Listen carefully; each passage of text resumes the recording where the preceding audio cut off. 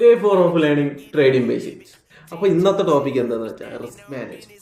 നിങ്ങൾക്കറിയില്ല, ട്രേഡിംഗ് എന്ന് പറയാതെ വളരെ റിസ്ക്കാണ്. അപ്പോൾ അതിനെ നമ്മൾ മാനേജും കൂടെ ചെയ്തില്ലെങ്കിൽ ഉള്ള പൈസ മൊത്തം വൈപ്പൗട്ടായി പോകും. അതുകൊണ്ട് തന്നെ നമ്മൾ ട്രേഡിംഗ് എടുക്കുന്ന റിസ്കിനെ എപ്പോഴും മാനേജ് ചെയ്യാന്ന് പറയുന്നത് വളരെ ഇമ്പോർട്ടൻ്റ് ആയിട്ടുള്ള കാര്യമാണ്.